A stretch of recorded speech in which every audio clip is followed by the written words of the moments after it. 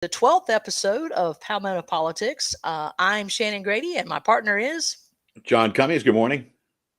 And folks, today we're going to do a little bit of recapping of the budget from last week and really want to drive home the fact that passing this budget is not the grandiose thing that they're trying to make it. John, talk a little bit about the big red herring, if you will, in the budget. Yeah, once again, that deal that gives Volkswagen not only tax incentives, but writes them a blank check for $400 million to attract their new venture, which basically adopted the old Scout moniker. If you remember the Scout, little Jeeps and pickups and big suburban type vehicles from back in the 50s and 60s, I guess they adopted that name and they're going to introduce all of these, what I like to call BOVs, battery operated vehicles. They're not electric, there's nothing electric about them. So these BOVs that would be produced in South Carolina.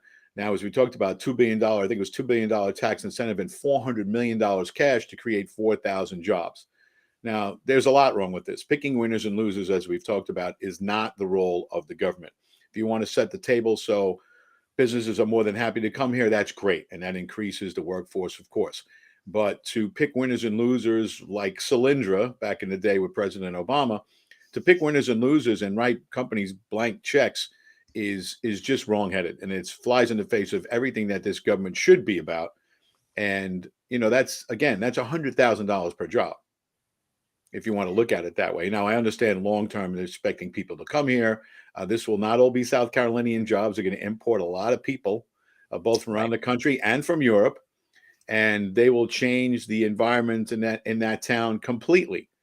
And I don't know if that's what we want. But either way, when you get to picking winners and losers, the problem invariably is they're losers, right? People in government are not good at this. They're just not good at this. If you get a cross section of business people and say, hey, is this a good investment? They would probably tell you no. And especially because I don't know that these battery operated vehicles, electric vehicles, I don't know that they're going to catch on no matter how much they push. Once people realize that our grid is compromised now, that it's not able to serve the capacity that we need now, people are going to regret even focusing on electric vehicles, especially these big car companies. If you've noticed, all the new vehicles that they're pushing are these battery operated vehicles, and they're all much flashier than the gas vehicles. They're all futuristic looking. Yeah. And they're doing that on purpose, trying to catch people, trying to bring them over to the other side. It's not going to work. I'm sorry. Even I noticed that Dodge, listen, this is my favorite.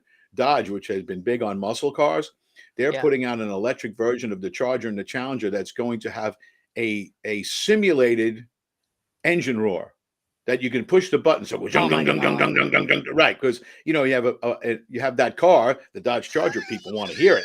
So they're going to have it like speakers, and they're going to have it pushed out of the car, even though it's electric. I mean, how much more ridiculous can you get? Are they like partnering with Matchbox cars to make that happen, or Fisher Price? Yeah, I'd see how many people you can get in that little Matchbox. Yeah, but I mean, can you imagine doing that? I mean, that's just where their minds are. They think we're just stupid. They think the populace is stupid. Well, hey, I don't want to think that goes. Blah, blah, blah, blah, blah. I want one that you can push a button and it sounds like a machine gun. So when the guy at the light doesn't go, you can go. That's a better thing to have coming out of your car. Yeah. Hey, I tell you, if you've ever seen the keyboards that go with a lot of these podcasts, Chad Caton with I'm Fired Up has one.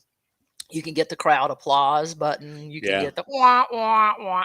I think all of those should be added into these vehicles so that when you're driving, depending on how the people around you are driving, you can score them with these various sounds. That's what I think. Somebody cuts you off, yeah. Yeah, yes. I'm telling you, that's the machine gun sound. That's when you do, or you have like a quick siren burp. It's just give them. I'm sure it's being done all over the country as we speak. But maybe we should invest in the company that produces all of those sound effects. We'll ask the government to look into that. Maybe they can create more jobs. Great idea, John. I like it. I like where your head's at on that. Yeah. Well, the best part about both VW and Volkswagen and Scott is that, of course, they're German-based companies now, and they are all into this wonderful new thing that we've talked so much about, ESG. So let me pull that up so folks can take a look at what that means. ESG stands for Environmental Social Governance. And this really, we can credit, blame, I don't know how you want to spell it out, the Chinese CCP, because they're the one that came up with this nonsense. They're going to score you based on your waste and pollution, your resource depletion, your greenhouse gas emission, how much deforestation is taking place, your climate change. And then we get into the social portion of the score, and how your employee relations go. Are you allowing diversity, equity, and inclusion, which is really what that diversity and working conditions means, local communities, health and safety, and then of course conflict resolutions. And then lastly, governance. Do you have a tax strategy, which is tax the rich and give to the poor, sort of the Robin Hood, spread the wealth around thing. Executive remuneration, donations, where we want to make sure that if you get that golden parachute, that you be sure that you pass your money around. And political lobbying, because that's important, that you lobby to get these things through, because otherwise they wouldn't. Corruption and bribery, and because you need to have a very unique system for making sure that you can get away with corruption and bribing without it being known by everybody. That's what that really means. And board diversity and structure, because it's not, John, who is most knowledgeable, has the most experience that you want. I mean, it's just like when you pick people to be in the executive branch today, they do not base that off of qualifications. It's based off of, are you gay? Are you a minority? Are you a woman? Black, Hispanic. If you have to be a woman who's black and a lesbian, you have won the lottery. You are definitely going to be in, and doesn't matter if you don't actually have any experience in the particular field that they need you to oversee. If you have some of those qualifications. I mean, we look at our transportation secretary, old Mayor Pete, whose only qualifications for being in charge of the infrastructure is that he liked to play with trains, and he's gay. That's Yeah, it. There you that's go. pretty much it. And then yesterday at the federal level, President Biden, the pretender in chief, he had his first veto, where you actually had a House bill, and then it went to the Senate, and you had Democrats cross over to make it such that the government couldn't invest your retirement savings if you work for the government based on all of these ESG Right. protocols. ESG and And yes. right. So whoever tweets for the pretender in chief said, this bill would risk your retirement savings by making it illegal to consider risk factors MAGA House Republicans don't like. That's Now, the quote. John, President Biden did that. That man can tweet. He is a smart fella. And he can type too. It's the truth. Right. I'm telling you. So True story. Bill Cassidy's response, he's a senator Believe from me. Louisiana, said this ESG rule that only pursues an ideological agenda of the left, it does not pursue optimal returns for the Americans looking at their retirement. That's what we need to focus on. Optimal returns for retirees who have been part of the system for a long time. Now we can go back and do a whole show on Franklin Roosevelt's opposition to the unionization of government workers, but that's a whole nother thing. Right. But when We you even have your here in South retirement, yeah, Carolina, we're facing the same issues. I believe that was one of the bills that the Freedom Caucus tried to knock down, because they said the same exact thing that was done at the federal level. This idea that we base our Social Security or our retirement on investing with companies that have the right score is not right. smart. Yeah, should be optimal returns and nothing else. And Yep. nothing else.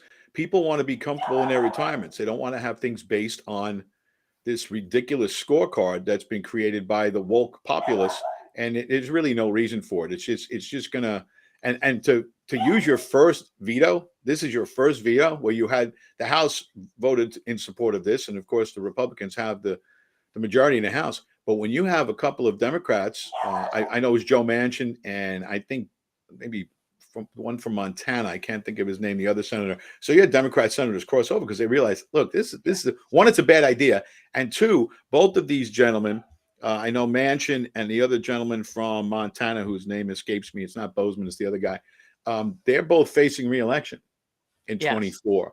So you're going to Well, have Manchin's more. going to get it no matter what. So You know what? He's going to have to run hard to the right because they're very upset with him in West Virginia based on his vote for the last stimulus package, yeah. and he's done that quite a bit. And if he gets a significant challenge, he could lose. That's why he's been separating himself. He's saying, I'm an American. I'm not a Republican or a Democrat. He has to do that because I'm telling you, in West Virginia, those people are just not going to go in and flip that D in 2024 unless things change. Well, it's funny you should say that. Let's talk about scores of our representatives here in South Carolina. We can kind of tack onto that because we're seeing the same thing in our own legislative session, folks. We have the same types of problems. Columbia is a microcosm of DC, the District of Columbia. It's the same thing. It's almost like a mirror image, if you will. So the latest scores came out from the Freedom Index, which is another index that kind of scores our legislators based on their conservative voting record. And we already told you what the CPAC scores were for the various delegation members. And I think at that time, the highest had been Tim McGinnis with 63%, and then it was followed by William Bailey with 61%. So we took a look at those again, and this time it's William Bailey who's ahead with 67% conservative voting record. And then the person who had been behind him, or been in front of him actually, was Tim McGinnis. And Tim McGinnis scores a 40%. And then we have a three-way tie with Heather Crawford, Senator Goldfinch, and Kevin Hardy, all three rather, with 50%. I guess the biggest surprise was Case Britton with 20%. Very disappointed to see that. And probably less of a surprise, almost predictable, was that Senator Rankin and Senator Greg Hembry both came in with a dismal 17%. Folks, if you want to know what's wrong with our state legislative body, now these are Republicans. You want to know what's wrong with our state legislative body? I just told you that's what it is. And it's because of, let's go back again to what we're looking at in our budget. The legislation presented, included in the budget, was funding for our state universities. Now, the Freedom Caucus went out and contacted each individual university and said, self-report to us what you spend for diversity, equity, and inclusion, because it's not broken out that way in the budget, and I think that is purposeful. So the universities self-reported their numbers, how much money they needed to fund diversity, equity, inclusion, which again, we could talk all day long about how horrific that concept is. It's married to ESG. So they gave them the numbers. So the Freedom Caucus went before the House floor and said, listen, before we pass this budget, let's pass an amendment that we strip from the budget this money that is being spent on DEI, which is something that we as conservatives absolutely oppose. And the legislatures, again, supermajority of Republicans, said, nah, we're going to let them have it. So I attempted to ask, well, I didn't attempt, I did directly ask Representative William Bailey on Facebook, why did you guys vote this way? Please explain your vote to me. I want to understand your vote on both the VW Scout as well as the diversity and inclusion. And his response to me was rather comical. He said that he'd be willing to talk to the constituents from his district, but that he would not respond to me, and I should reach out to my own representative, which I have, and that's Carla Schusler, and I got pretty much the same response from her. So none of them like being held accountable for their votes. But at the end of the day, the answer that came out through some people who were in the Mr. Bailey's district, the answer was, well, it's tied to the school's accreditation.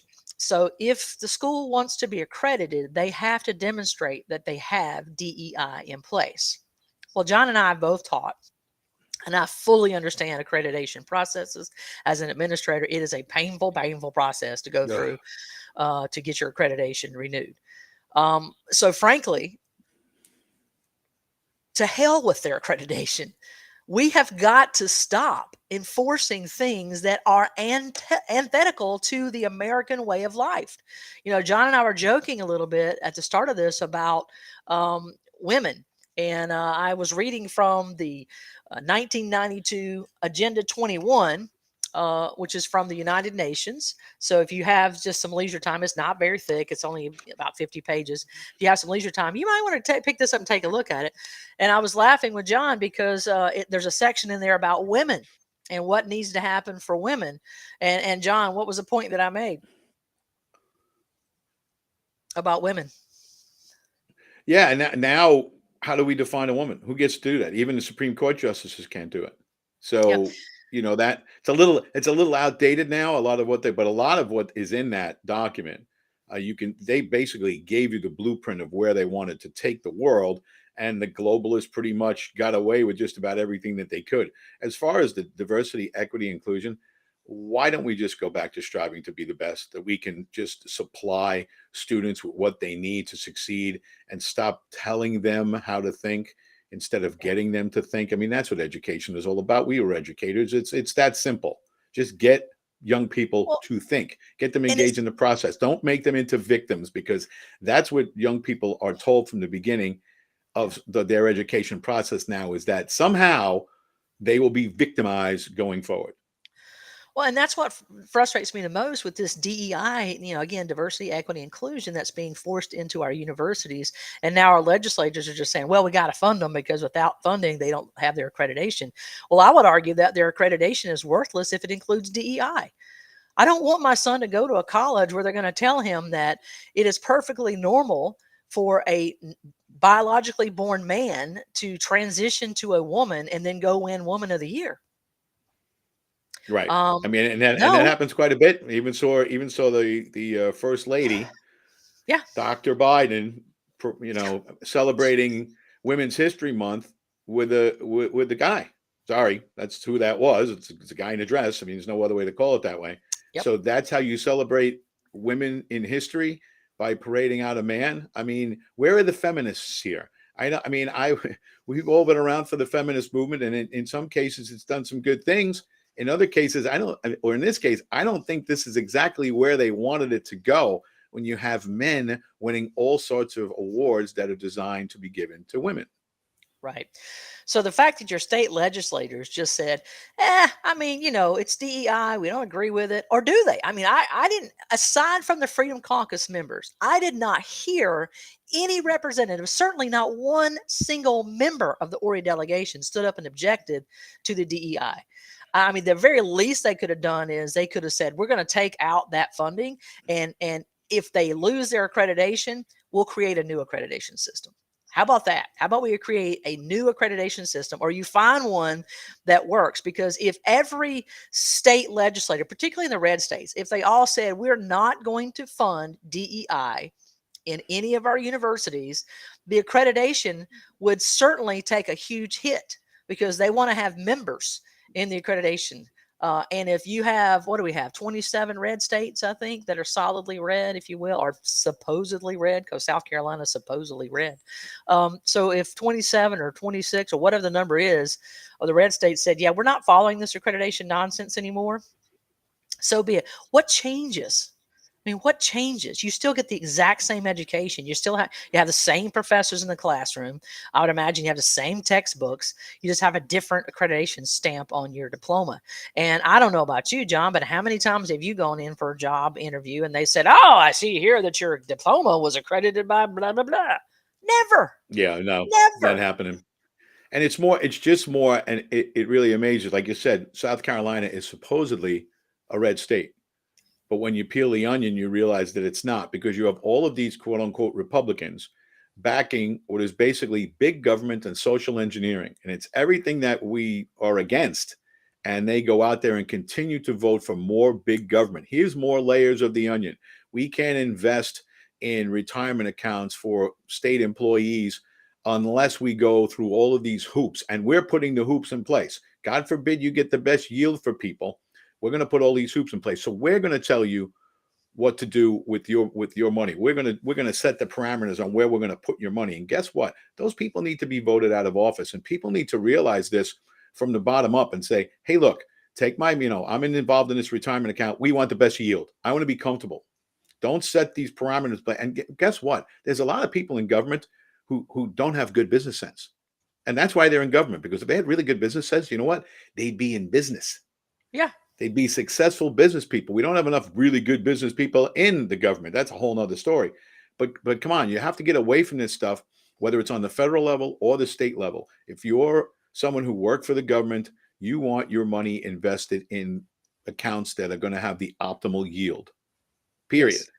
Yeah, and nothing else really matters. And what I was going to say earlier is we were talking about money in the budget and this DEI, and I think part of the reason why our state legislators and our national federal legislators are so willing to gamble with our money is because it's not their money. And so they don't really have any sense of loss or risk because when you and I personally have to invest money in bonds or stocks or whatever, we're very, very curious about what the rate of return is. We're like, okay, if I put in this much, how likely am I to get a return, and what would it be, and what's the risk, and all of those things really are very important to us. But when I'm investing somebody else's money, and I don't have any particular incentives because I'm not going to get some sort of benefit from it, I'm not getting a slice of that pie. I'm just basically, you gave me money, I'm investing it, and I don't. If it has a great rate of return, I don't get anything from it. If it has no return, I don't lose anything from it. And that's really what we see both at the state level and the federal level, as our legislators have gotten into the habit of saying, well, it's not really money that we're going to lose. I mean, so we want to make sure that we look good in the eyes of the world, and have a nice ESG score and DEI, and at the end of the day, it's just tanking our system. I mean, we cannot continue in this at this pace if we do not put a stop to the nonsensical way that our government approaches budgets, education, transport. I mean, you name it. It is nonsensical to put in place these measurings, ESG and DEI, instead of just, are they qualified? Is this smart? Is this the best way to move forward? If you aren't putting those as your prerequisites, you're doing it wrong. Pure and simple. You're Yeah, doing it and wrong. you have ESG legislation, DEI legislation, you have the hate crimes legislation. These are all foundational principles of the hard left. And yet we have quote unquote Republicans knocking each other over to take the ultimate attaboy, pat on the back and say, hey, look at me, I'm a good guy, I stood for all of this stuff, when they should have stood in the breach. And truth be told, most of them don't have the intestinal fortitude to do that. We have, what do we have, 18, 20 in the Freedom Caucus? Other than that, Right. people won't stand up and tell the truth. They'd much rather get the plaudits from the press and vote in lockstep for all of these foundational principles of the left. And it's a shame. And these people need to be called on the carpet, and then ultimately they need to be voted out. Absolutely. And speaking of being voted out, it's very clear the path. If we look at Senator Lindsey Graham, does anybody know where he got his start in politics? Local. Right here in South Carolina, in the local in the state legislature. Let's take a look at Tim Scott. Where did he get his start? State legislature. Our last, before we get to Russell Fry, Congressman Russell Fry, we had Congressman Tom Rice. Tom Rice got his start as the chairman of the county council here. And so now, of course, we have Congressman Russell Fry. He got his start, state representative for South Carolina. So, folks, if we can eliminate, vote out, get rid of the folks who are not true conservatives and prevent them from being in the state legislature, prevent them from being on the county council and city councils as well, the opportunities for them to go to the federal level and destroy our nation further are limited, if not altogether quashed. And to that end, I want to put a quick note out that we do have a Myrtle Beach City Council is going to be holding their elections, and I don't have the exact date. I know they're right now in the process, and there are some individuals vying for various seats within the Myrtle Beach City Council. So if you are in a district within Myrtle Beach and you're going to be voting in that election, or you're not even aware of it, please reach out and find out who your city representative is. And if they are not conservative, they don't follow in the vein that you believe they should, then either find someone else to vote for or choose to run against them yourself. Because we have got to put a stop to these rhinos and liberal legislatures and representatives from getting in office. We got to put a stop to it. Yeah, and the problems that we're talking about, they lead to the situation that we have at the state level with Drew McKissick and these bills they're trying to put in place that really limit the participation of the people. Also, the bill that we saw put in place that if you're running for office, you don't really have the ability to challenge the results. It's also why you don't have a move to get rid of the open primaries, because all of those things together allow the establishment to keep the people in place that they have in place. Because as an outsider, it's very difficult to come in and challenge the incumbent, because they're going to get the backing, unless they didn't sign the pledge. Right. They're going to get the backing of the entire state apparatus and the money that comes with it. So everything that they put in place, or everything they're trying to stop from changing, like the open primaries, which is a disaster. When I moved down here, I could not believe that they had open primaries. I mean, even in New York, they don't have open primaries, for goodness sake. So Well, why they still have it, I have no idea, because that really allows you, when you have a Republican primary and you're coming from the right, you can win. You can win. absolutely. But the Yep. fact that all the Democrats step in during the primary season and they cross over and vote, they just ask for the Republican ballot and they vote for the squishy Republican along with, half the establishment Republicans. Well, there you go. You win every time. That has Yep. to be eliminated. It does. And I think it's interesting that you make the point that, if you are a member of the Republican caucus, then when it comes to campaign season, no one within that Republican caucus can endorse someone that is going to be in opposition to you. They can't do anything. They can't donate, campaign. They can do nothing to assist an opposition candidate running against you. Well, it's interesting. When we were looking up the scores, we also looked up Jonathan Hill, who is no longer representative. He just finished his time, and he's taken a short hiatus.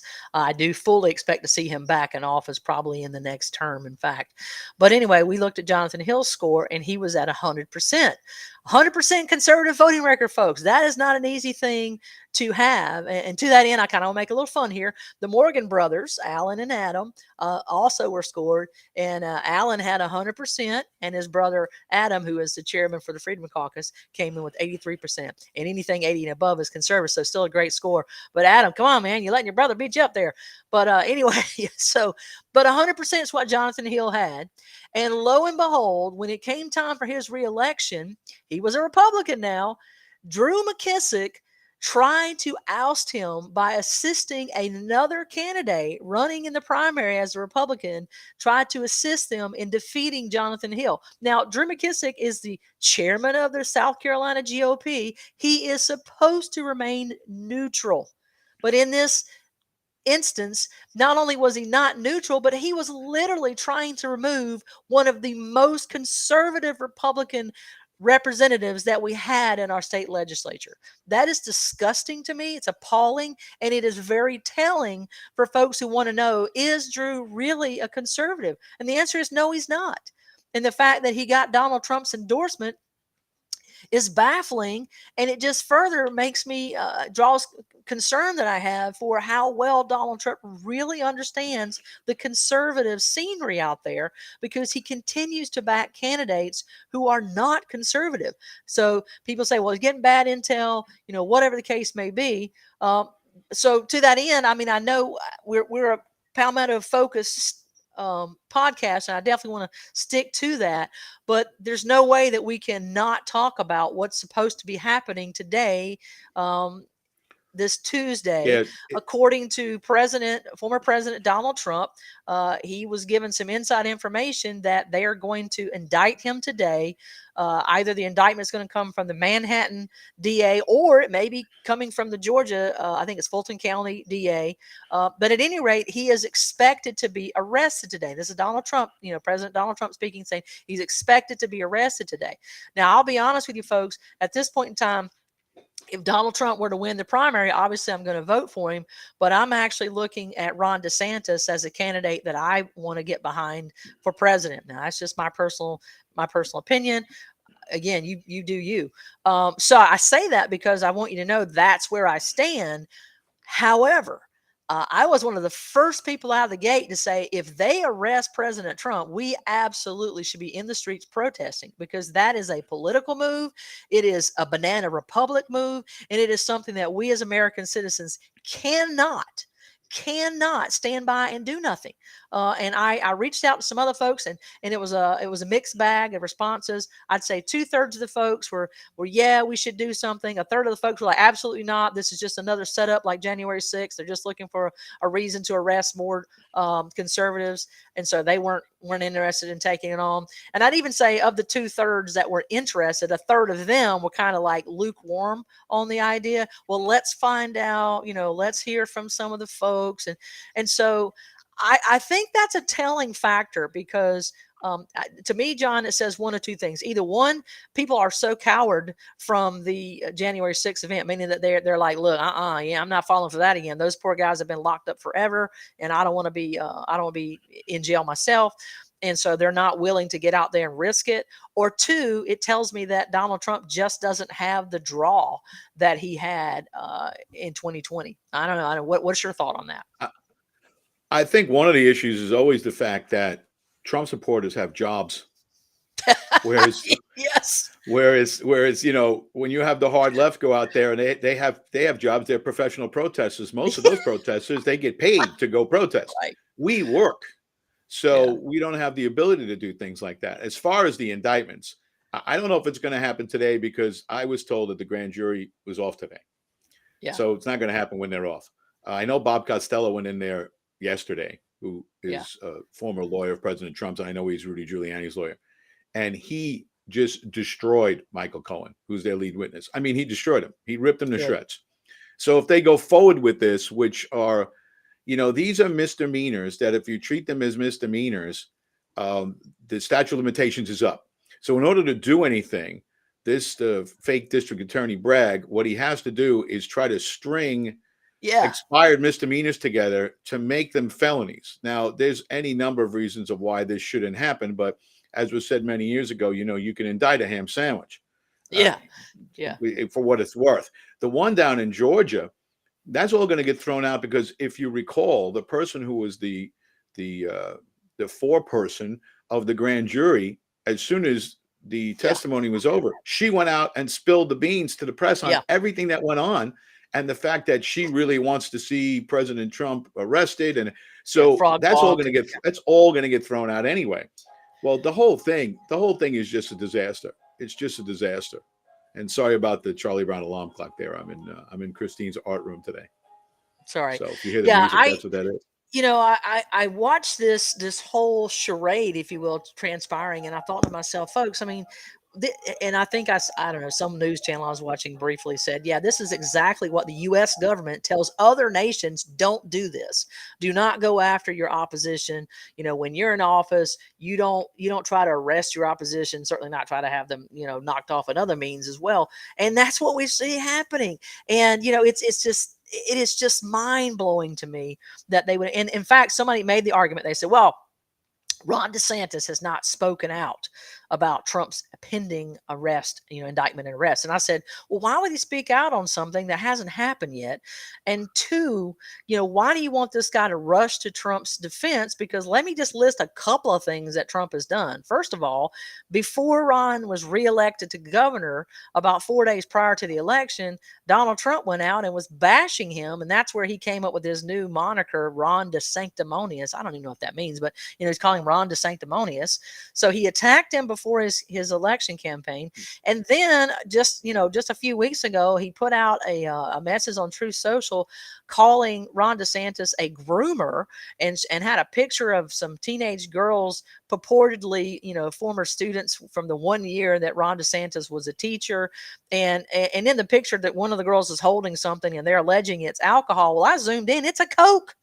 Okay. Coca-Cola bottles had that nice, little body shape, if you will. That was intentional as well when they made it, but it was there is no beer bottle. There's no Guinness. There's no dark beer like that has a body shape on it. Okay. It was a Coca-Cola bottle. Wasn't even beer.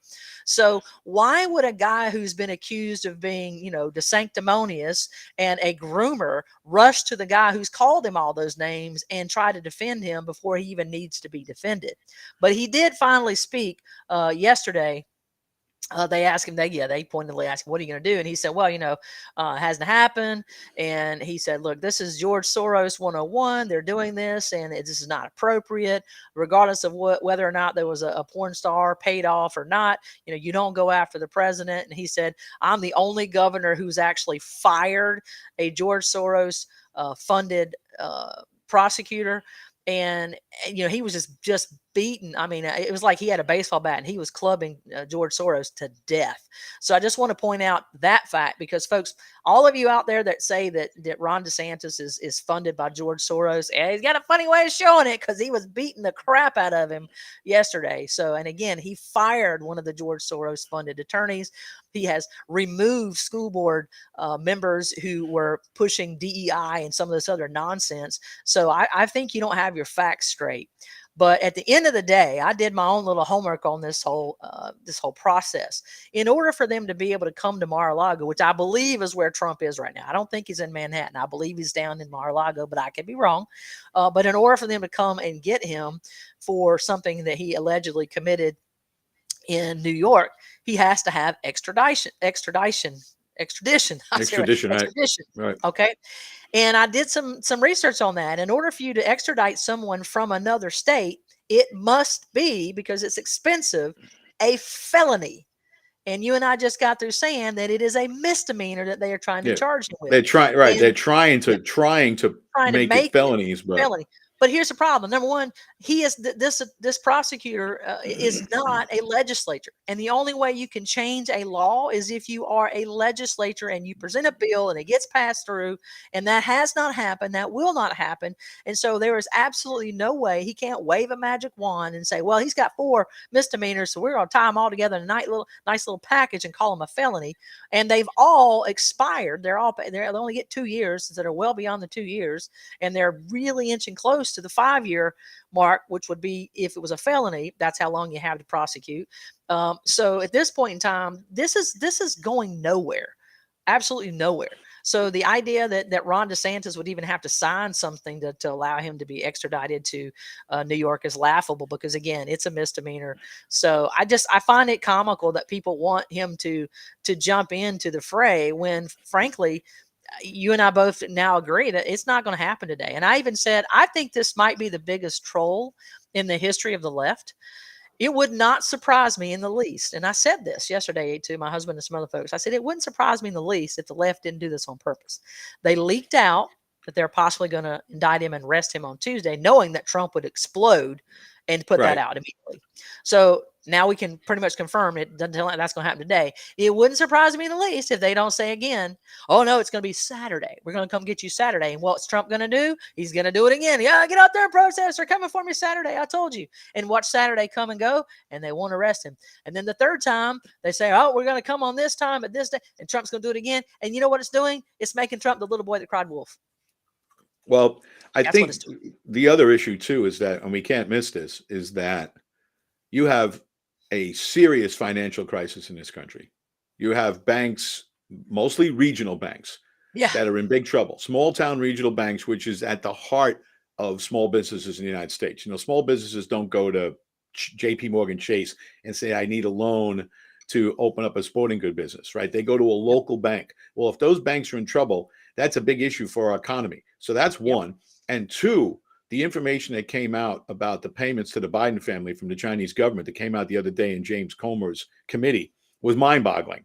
I mean, and the media just buried it. Also, they could sit on this Trump indictment, which, for my money, it might not happen in the first place. Although you can, like I said, you can indict anybody for anything Right. at any time, as long as you throw enough bad information out there.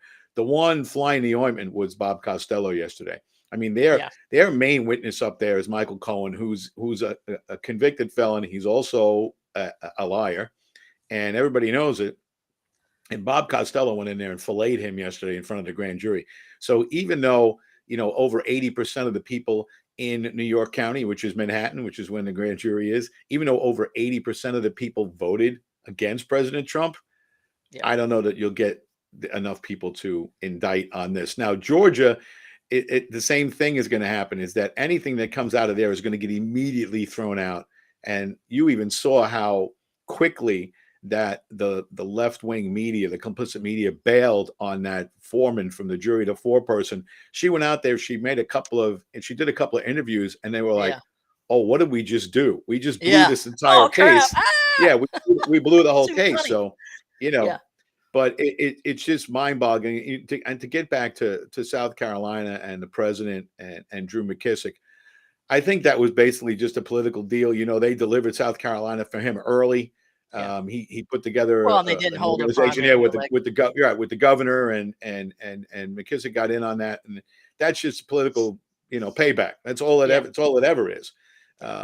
And it's also why I think the president continues to. I think President Trump plays footsie with Lindsey Graham because he wants to keep them close, because keep your enemies, keep your friends close and your enemies closer. I think he knows what he has in Graham there, that He just is going to do what he does, and he works both sides, and he always has. So Yes. I think Well, that's, speaking of Graham, besides he likes to play golf, and he likes to play golf. So what was that? What was the event that happened in Charleston? We were just talking about that as well. It was like a conservative event, yeah, alleged. supposedly, and yeah, and Senator Graham was there, and I'd like to see what his conservative ratings are if we can dig down on that, for the next show. I It, think he it, was there, and so was Nancy Mace. There was a couple. There were a couple of names that jumped out at me when I think of conservative, their names don't pop up, and there they were. yeah, and it's not, not a function that I would be looking to attend. If Senator Graham's on the list, I'm not interested. Just Well, not and that's interested. one of the reasons why I go back to the rally, the Yeah, intimate meeting, whatever you want to call it, that Trump had in Columbia. And there he has, Lindsey Graham jumping up on the stage. And I thought, President Trump, this is not a good look for you. I mean, please understand your audience. And I think that's one of the reasons why it ended up not being a rally, because he wasn't getting the response. First of all, he had it in Columbia. Okay. That's a mistake right there. Don't have a rally in Columbia, South Carolina. That is, even though we do have a Republican mayor in that position right now, how Republican they really are is questionable. But anyway, Columbia is a Democratic area, and he would have been much better to come to go to Greenville or York County, Horry. There are other locations that he would have been far better received than Columbia. So I don't right. think that was wise. But again, allowing Lindsey Graham to be the guy that gets up there and introduces you, Tim Scott would have been a much better choice. Much better choice. And So, I think, when you look at it, I'm sure that Chairman McKissick had quite a lot to do with that particular oh function sure, and where it was held. And he's not going to suggest Horry or Greenville or any of the other counties that they are having tremendous problems in, where the Republican Party is completely split, because yeah, then the likelihood of President Trump finding out what's really going on in these places, I'm sure he has an idea, but I don't think he knows how deep it is. I think they just try to keep him away from that. So let's fly him into Columbia and fly him out before he finds out what's going on. And that's yeah, really the job of the people that work for him. right. And I agree we've with you, always and they're said and they're not yeah, doing a good job. and there are people that just don't dive in deep enough. And he's got to keep I think he knows this time that he's got to keep his circle really tight. And even some of the people that are in his circle shouldn't be in his circle. Right. But as far as President Trump and DeSantis and all that, I think I've told you this before. I think that DeSantis, me personally, I think he should stay out. I think it's a no-win situation for him. He's doing a great job as governor. He could finish his term. If President Trump is the nominee, win or lose, the Republican part, a piece of the ballot where you can slide in for 2028 is right there. He's certainly young enough to wait. And I'll be honest, I don't know that no matter what he does, if he actually defeated President Trump, he needs at least 10%, a minimum of 10% of MAG is going to stay out of this. They won't vote for anybody but President Trump. And then they won't win. He just won't get the people to come out. So if I was him, and I would listen to everybody, I would stay out of it. And I'll tell you what, he's got to watch who's backing him. When people see that Jeb Bush is backing him, people will run away in droves, because they don't want any. He should be saying, you know what, I don't want to be connected to the Bushes. And I'll tell you another thing he shouldn't do. He should stay off of Fox. He should stay off of Fox. He's on Fox too much. People have turned away from Fox in droves. They know it's the Murdochs, not Rupert Murdoch. It's the Sons mostly. They are virulently anti-Trump, and Mhm. I would just lay low for a little while and see I what don't happens. honestly, Let I the haven't chips fall where seen they may. him. I haven't seen him a whole lot on Fox. I've seen Yeah, him I do would. other stuff. Yeah, it's just I One would of the stay things away. that they've one of the things that they've actually said about Ron DeSantis is that he doesn't really work well with mass media. He basically does local media only. That's pretty much been his shtick. And like I saw him speak at the Ronald Reagan Presidential Library, and it was great because So I'm disagreeing with you on the Fox News thing. I mean, they have covered some of his speeches, but in terms of him Right. being like a routine guest on there, no. But now he has Yeah, I to would do stay some, away. because Yeah. you have to go to the only source. I mean, he can't go on MSNBC, he can't go on, ABC, he can't CBS, all of the, CNN. Those guys are all so far to the left that they're just going to beat him to death. So he can't go onto those programs. So his only choice really is Fox. Now you can look at Newsmax, you can look at One American News. The problem with both of those is, and I know this for a fact because I have family members that live out in California and some other places, and they'll tell you that, whether it's what is it, Dish or these other groups, they're limiting their reach. So they're not allowing you to see Newsmax. They're not allowing you to see One American News. So they're Right. cutting it off. So you can't even get access to it. So he's got to go where he can get access to people's eyeballs. Now, I agree with you to some degree about the MAGA. But what I would say is this. My husband and I talked about it. I said, I believe firmly that if you take the 100% of the Republican voters, Trump has solidified a solid 20%, and that's your hardcore MAGA. As a solid 20%, he's got it. I mean, he can literally go murder somebody and then still vote for him. I don't think if Trump doesn't win and Ron DeSantis does win, I don't think that they'll just abdicate voting. I don't think they're just going to say, let Joe back in. I do think they'll come out. They'll hold their nose. They'll be mad. They'll be frustrated. But whoever does get the nomination, if it's not Trump, I do believe they'll actually come out and vote, just because the hatred they have for Joe Biden would be so much stronger than any frustration they may have over Trump not getting back into office. At least I certainly hope that, because, dear God, we cannot survive 4 more years from this administration. Yeah. We will be a socialist, a communist nation. I don't know that we're going to survive 2 more years of it. I'm about to agree with you. I really, and I'm serious with you. about that. I've said that from the beginning. I don't know where this is headed, because when you have everything Yeah. that Biden has done, and it's not Biden, it's Yeah. it's everybody behind Biden. I mean, Right. he's just, pay no attention to the man behind the curtain, right? The fact that Putin and Xi met, Biden basically drove them together. And what Trump did so well was he basically kept them apart. It just picks up. It started with Nixon. That was one of the great things that Nixon did, was he realized that our path forward was to keep those two apart. So he played them against each other, and Trump did the same thing. And everything that the Biden regime has done has driven them together. And then you look at the Iranians now hooking up with the Saudis, and the Chinese are involved in all of that. And then they're trying to get peace in Ukraine. Xi's trying to play the peacemaker. And if you think about it, none of this would be going on if President Trump was sitting in 1600 Pennsylvania Avenue. And I'll always tell people this, and they get mad at me. The reason that they were a little leery of Trump is because they think he's a little crazy. And I think that's a good thing. I think it's a good thing, because everybody knows that Putin is crazy. And to do what Xi does on a regular basis, you have to be a little crazy. Oh, geez, man, he's what surprised me about Xi? Yeah, the fact that they had someone who was in the same position, that this guy's he's very formative, and he's a little nuts. So let's just leave it for now. And as soon as he was gone and got pushed out, let's be honest, he got pushed out. As soon as he was gone, all of this happened. So they were just waiting. Yeah, I think Xi's actual childhood is surprising to me, because he lost his father was taken away by the communists, and so you would think that a guy who suffered at the hands of the communists would be less likely to embrace the concepts. But man, not only has he embraced it, he's taken it to the next level. He's basically established himself as the he's the emperor. He's the emperor now. He can't be removed. And I just find, and he's, and we watched on national TV as he removed one of his, former, I wouldn't even call him in opposition, the last leader. He drug him out. I just can't believe that. That happened on national, or not national, worldwide TV. Worldwide television. Are you kidding me? So he doesn't fear any of that. And I think that it would be really shocking to me if Xi doesn't go ahead and invade Taiwan within the next 2 years, because of what you just said. There is a risk, and a great risk, that Trump will win, or even DeSantis wins, and we get a solid Republican, any Nikki Haley even would be better than Joe Biden, obviously. But if any of those folks get in, if it's not the Biden administration, then Xi is going to have a hard time invading Taiwan, because the Republican president is going to be like, yeah, no, we're not letting that happen. So he sees the weakness in America. So he's got 2 years to act.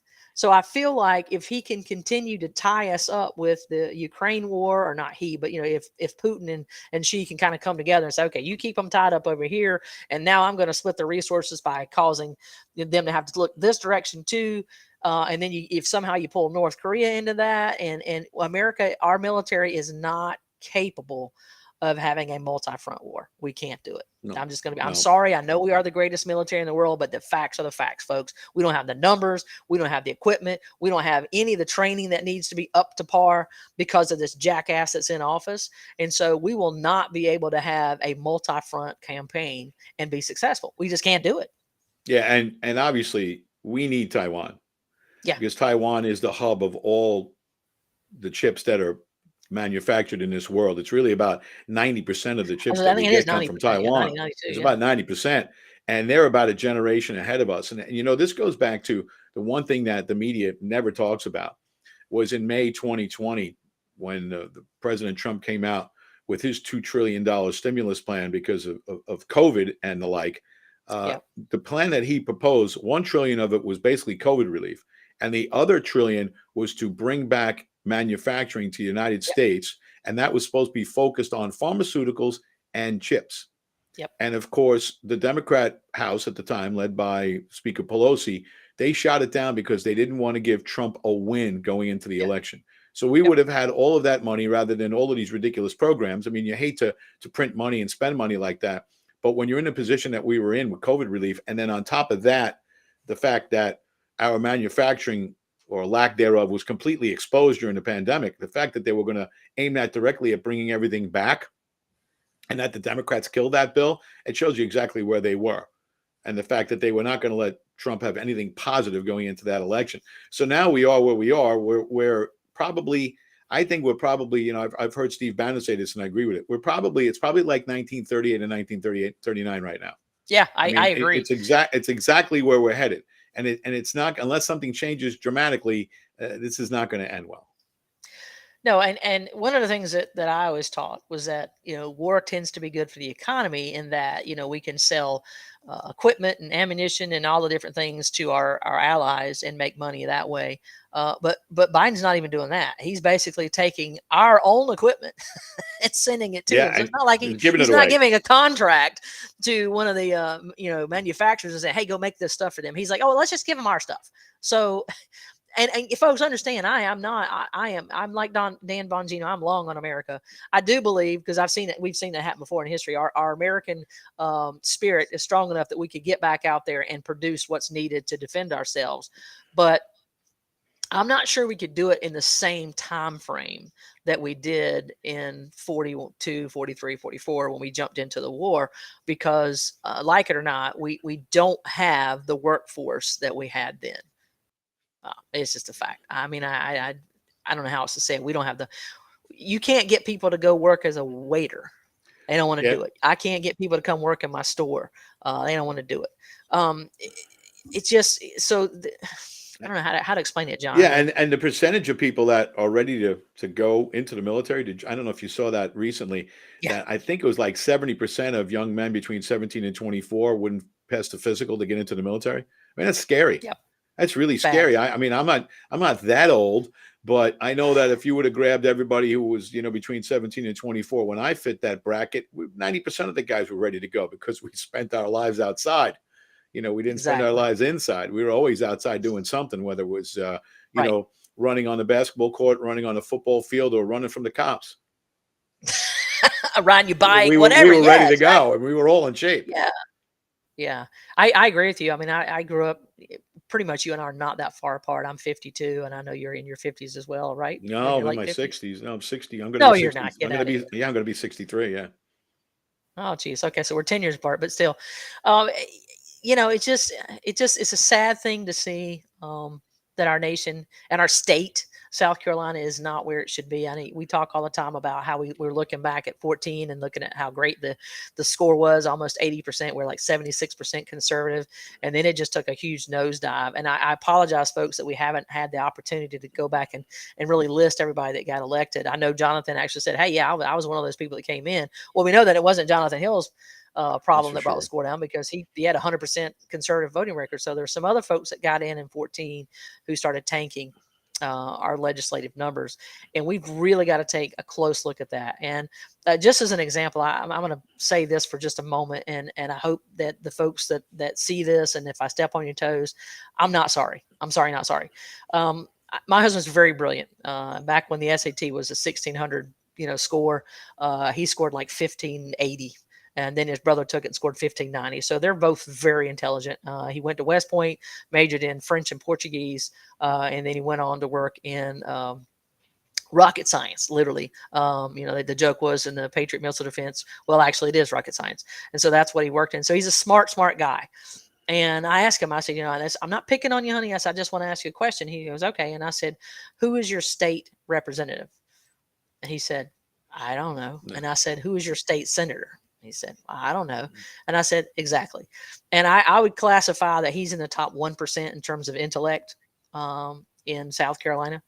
And if someone with that type of intellect doesn't know who their state rep is and who their state senator is, the odds that the other 99% below know what it is are minuscule. So Yeah. it really falls to the only people that really know are people like you and I who are politicos, people that are active in the parties. They'll know. But the average Joe out here on the street has no idea. And because they have no idea, that's how we keep getting these horrific candidates. And that's how we get these terrible folks that go on to be in Congress, because they don't recognize that it starts out at the local level and they make their way up the ladder until they get to the national level. Because I promise you, if Russell Fry was not a state house representative, Russell Fry would not be a U.S. congressman. It would not have ever happened. So we are trying our best to inform people and let them know who your representatives are. Like, I know my state house representative is a new district 61, and it's Carla Schusler, and my state senator is oh my gosh, help me out here, Goldfinch, Stephen Goldfinch. Okay, That's those are who I my have. guys. Yeah. It was previously, it was Luke Rankin and it was Heather Crawford, but then they redrew the lines. And so now I have new folks. And so I really want folks to be informed, to understand who that is.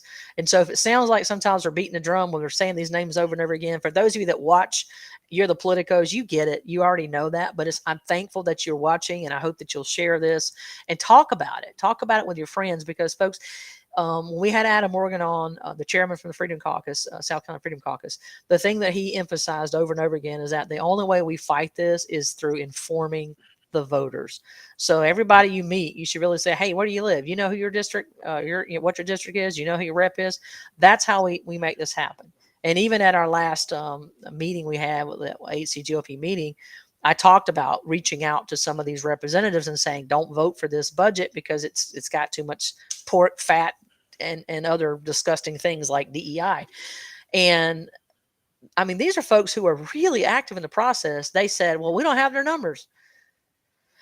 I said, well, I'll get their phone numbers for you. I mean, you can go online and get it, but I will get the numbers and I will send it out, have it, sent out via email. But again, John, I think you'll agree with me. If the folks who are the most active in the process don't even know how to get in touch with our state representatives, we got a big hill to climb. Yeah, and I think part of it, I know it's an easy target, but the media really drops the ball in keeping people informed as to what's going on in Columbia. I mean, I saw one story this morning, and it was about the Volkswagen / Scout, and they made it sound like the people who voted against it were way out of line in doing so. So they always lead you that way, and it's usually like a 30-second piece, and that's about it. Otherwise, most of the news that you get from the mainstream media, it's all presented in such a way that it's just fluff piece. It's just a fluff piece. They'll do nice little things but by and large, the media, local, national, whatever, they've really dropped the ball on keeping people informed. So we end up doing a show like this because there's really nowhere to go to find these things out. It used to be, print media was great. The local media was great. Local media was ratings driven, and you really had to do solid investigative reporting to make sure that you had good ratings. And now that there's no more local ownership and most of these stations are owned by these huge conglomerates, there is no hard news reporting anymore. And I can get into that. I used to teach about the Telecommunications Act. We'll do a show on that sometime. But the fact that there's a lack of information at a time when we have access to more information than anybody in the history of the world. The fact that people are ill-informed tells you a lot about the process, and it's why we're trying to fill the void here. Yes. And there's some good groups out there. You've got American Voices, American Conservative Voices, that's put together with Linda McHugh and some others. I mean, they do a pretty good job of Oh trying to yeah. inform folks. But again, a lot of people don't know about that group. They meet, I think, every other Tuesday over at Friendlies. And, I'm appreciative of Miss McHugh because she did hold the meeting and she had the Freedom Caucus members come and speak, as well as a plethora of other folks. And so that was how I got contact with them in order to have them on the show. So there are small pockets throughout the state. In York County, they've got some groups there as well. And a lot of times it's the women's groups that really that do the work to get this information out to folks. Um, so John and I deeply appreciate everybody that bothers to tune in and watch, whether you watch for 15 minutes, 15 seconds, or you share it, whatever the case may be. We're not making any money. I mean, we're not getting thousands of viewers. We just want there to be a source, because right now, as John mentioned, there is no source anymore for local or state politics. So we're hoping that we can fill that gap. And to that end, again, if you have any information about, county elections, city elections, county council, whatever the case may be, please let us know, and we'll certainly put that out. Because again, I want folks to know, I know for a fact right now that there are elections pending for Myrtle Beach City Council. So please, get out there, reach out and find out what you can. I know that Stuart Behar is running for a seat. He's a California transplant, but this guy, he's probably way more conservative than a lot of folks who are born and bred here in South Carolina. So we need to get more conservatives involved. And so that's all I have for today. Anything you want to finish up No, with there, just John? keep your eyes open for any developments for sure. And as Shannon said, if you have any questions about particular representatives, you can use the app that we talked about before. That I think that's New American put that out, right? New American. Yep. Correct. And Yes. all of those are such good resources between that and CPAC, just to see how these people are voting. And if you really want to do a deep dive, you can go on the regular South Carolina legislature website, which is scstatehouse.gov, which is pretty informative. But you do have to, one of the things that I have, if you want to type in a particular bill number, you have to register, which they should probably do away with that. So, but I would agree. it's neither here nor there. All right. Well, folks, that's all we've got. Thank you so much for tuning in. Please like and share our page. You can find us here on Facebook, also on Twitter and YouTube. And coming soon, we're going to be on Getter and Rumble. We're just trying to get that all set up. So again, we appreciate your patronage to our page, and we hope that we are bringing information to those who need to be informed.